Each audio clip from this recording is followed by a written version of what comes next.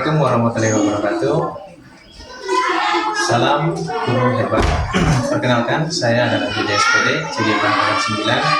Kali ini saya bersama dengan Ibu Kepala Sekolah Stunut Ilbo Jawa 3 dalam rangka menyelesaikan tugas demonstrasi kontekstual 3.1. Selamat pagi Ibu. Selamat pagi Pak Dede. Bagaimana kabar Ibu hari ini? Alhamdulillah sehat dan luar biasa. Alhamdulillah sehat. Mudah-mudahan maksud dan tujuan saya di sini tidak mengganggu aktivitas Ibu di sela-sela waktu yang padat. Saya mohon waktunya Ibu untuk melakukan wawancara terkait dengan pengambilan keputusan dengan nilai kebajikan. Baik Ibu, langsung saja di rangkaian acara ini nanti saya akan mengajukan beberapa pertanyaan yang terkait dengan pengambilan keputusan atau kebijaksanaan yang setelah Ibu putuskan dalam hal menjadi pemimpin sekolah di sini di Jawa Timur. Baik, langsung saja Ibu. Untuk pertanyaan yang pertama, selama ini bagaimana Ibu dapat mengidentifikasi kasus-kasus yang merupakan dilema ITK, etika atau bujukan moral? Terima kasih Pak Dede untuk waktu ini. Alhamdulillah saya bisa bersama jenengan ya. Dalam hal ini wawancara, saya akan menjawab pertanyaan Pak Dede tadi mengidentifikasi kasus-kasus dilema etika dan bujukan moral. Jadi selaku pimpinan di sebuah instansi pendidikan khususnya di SD Bojong 03 tentunya seringkali menemui kasus yang di sini ada dilema etika maupun bujukan moral. Di mana dilema etika itu kita dihadapkan pada masalah yang dua-duanya benar. Dan mungkin juga ada bujukan moral. Kalau bujukan moral ini biasanya berkaitan ada yang salah dan juga yang benar. Itu biasanya berhubungan dengan aturan gitu. Untuk saya sendiri dalam mengidentifikasi kasus dilema etika itu tentunya kita tadi kita harus memahami dulu permasalahannya apakah itu melanggar aturan sekolah ataupun norma gitu. Kalau misalnya tidak melanggar itu berarti tandanya itu adalah dilema etika. Nah, dalam hal ini tentunya saya juga harus lebih selektif ya, harus dalam mengambil keputusan ini. Jadi kita mengidentifikasi dulu kasus-kasusnya, mana yang bujukan moral ataupun dilema etika, seperti itu. Baik, luar biasa sekali Ibu jawabannya. Dilema etika ataupun bujukan moral tentunya ada dua hal yang berbeda Ibu. Dilema etika di mana kita tadi Ibu sudah sampaikan bahwa kita harus dihadapkan dengan dua pilihan di mana kedua-duanya itu memiliki nilai yang benar. Namun berbeda dengan bujukan moral yang salah satunya tentunya bisa kita pilih mana yang salah mana yang benar. Itu lebih kelihatannya lebih mudah untuk bisa mengambil keputusan di bujukan moral. Baik. Selanjutnya Ibu, selama ini bagaimana Ibu menjalankan pengambilan keputusan di sekolah, terutama untuk kasus-kasus di mana ada dua kepentingan yang sama-sama benar atau sama-sama mengandung nilai kebajikan? Nah, ini termasuk ke kasus dilema etika ya. Dalam pengambilan keputusan tentunya saya tidak serta-merta mengambil keputusan sendiri. Tetap saya mengambil langkah dengan pendekatan melalui komunikasi dengan mungkin pihak yang di situ menjadi permasalahan ya. Kemudian juga saya tetap koordinasi dengan di sini terutama di lingkungan sekolah berarti dengan rekan yang lainnya. Jadi tetap ada komunikasi dan koordinasi. Nah, untuk mengambil pengambilan keputusan itu agar tidak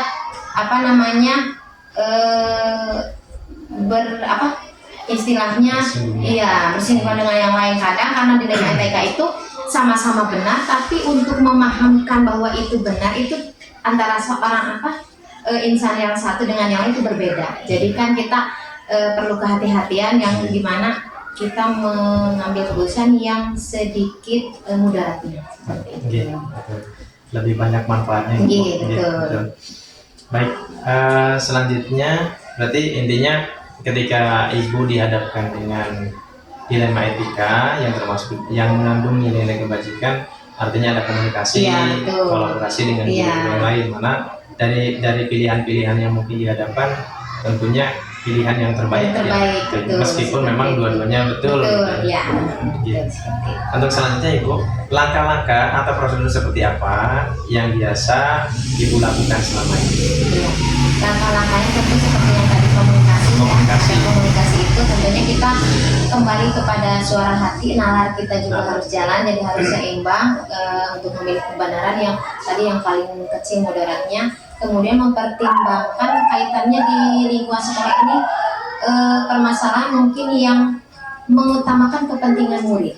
Nah, iya mengutamakan kepentingan murid dalam kasus yang berkaitan dengan murid. Kalaupun dengan berkaitan dengan guru, tetap kita yang pertama kita itu mengambil keputusan dengan cara kita mengambil berbasis hasil akhir atau mungkin berbasis aturan atau juga berbasis rasa peduli. Nah, itu jadi tetap kita harus harus seimbang gitu ya, mana yang lebih dititik beratkan. Kemudian juga karena dari masalah itu kita juga melihat faktanya. Jadi jangan dulu mengambil keputusan sebelum kita mungkin duduk permasalahannya apa. Jadi faktanya di lapangan seperti apa. Nah itu sebagai langkah atau pertimbangan saya dalam mengambil keputusan itu. Jadi keputusan yang diambil yaitu tetap saya sendiri pun tadi berkomunikasi dengan yang lain.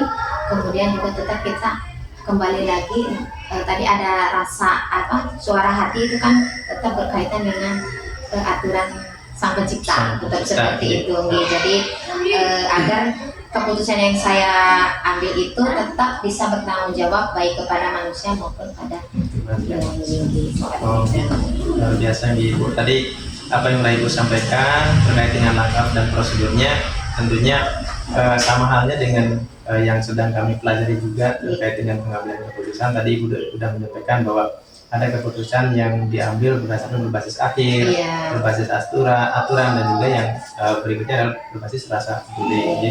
Jadi ketiganya itu mungkin nanti bisa ketiga-tiganya dipilih atau bisa salah satu gitu. Ya, yang penting intinya tadi saya garis bawahi bahwa setiap keputusan yang Ibu putuskan intinya adalah adanya keberpihakan kepada murid. Baik, selanjutnya hal apa saja yang selama ini Ibu anggap efektif dalam pengambilan keputusan pada kasus-kasus dilema etika? Iya. Hal yang efektif menurut saya dalam mengambil keputusan ini, saya tetap menjalin atau menjaga tadi keberpihakan, kemudian untuk kebersamaan. Jadi tetap mengutamakan kepentingan bersama. Kemudian dalam hal itu juga saya tetap walaupun kebersamaan di sini bukan hanya internal tapi juga eksternal, berarti kita harus berhubungan baik dengan lingkungan sekitar gitu. Jadi permasalahan itu kita harus tetap ada berkaitan kepentingan di dalam maupun keluar. Kemudian juga kita dalam permasalahan ini kita jangan ibaratnya masalah yang kecil menjadi besar, justru kita lebih mengutamakan menyederhanakan permasalahan agar lebih untuk membangun kebijaksanaan kita dalam memutuskan kasus dilema. Lebih mudah nanti dalam pengambilan keputusannya. Baik. Selanjutnya Ibu, hal apa yang selama ini yang merupakan tantangan dalam pengambilan keputusan pada kasus dilema etika? Ini kan tantangannya banyak ya, pasti. Karena tiap orang punya permasalahan, punya keinginan, punya kemauan yang berbeda. Nah, dalam hal ini, dalam kasus-kasus yang Ibu hadapi terkait dengan dilema etika, tantangannya berupa seperti apa? Memang tantangannya lumayan banyak ya Pak. Jadi dalam kita sebagai pemimpin memang harus bisa mengayomi mungkin rekan-rekan satu instansi ini. Jadi tantangannya di situ tetap seperti yang tadi saya sampaikan, kadang antara yang satu dengan yang itu berbeda pemahaman, berbeda pola pikir. Jadi disitulah ada rasa mana yang saya harus ambil putusannya. Jadi perasaan. Jadi tetap saya tantangannya di perasaan itu. Jadi bagaimana saya agar bisa meskipun perbedaan watak itu, tapi tetap keputusan yang saya ambil itu ke siapapun mengena dan tanpa menyinggung perasaannya.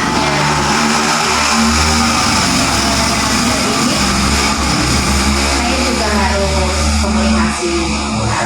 Kembali lagi ke situ untuk lebih menjalin komunikasi, karena kadang kita juga kalau bermasalah mungkin antara satu orang, kan kita lebih ke mungkin face to face gitu ya, mungkin kita mungkin caranya. Jadi untuk mengambil langkah keputusan seluruh, jadi tetap saya kepada pribadinya, jadi agar saya bisa lebih memahami karakter semuanya. Jadi untuk kepentingan bersama, tapi tanpa menyudutkan salah satu pihak gitu ya. Jadi intinya bagaimana? Intinya agar semuanya bisa menerima gitu. Baik, memang iya, tantangan pasti ada dalam setiap permasalahan yang mungkin dihadapi, apalagi kaitannya dengan kebijakan-kebijakan yang mungkin memang pemahaman antara kita sebagai pemutus keputusan dengan yang menerima keputusan berbeda maksud dan tujuan. Gitu. Baik sekali, tadi Ibu sudah sampaikan bahwa harus ada komunikasi, ada pendekatan secara personal untuk mengetahui karakteristik yang dimiliki oleh setiap individu. Itu memang penting. Kalau menurut saya juga penting sekali, ketika kita sudah tahu karakternya, langkahnya seperti apa, nanti kita bisa terjun ke situ.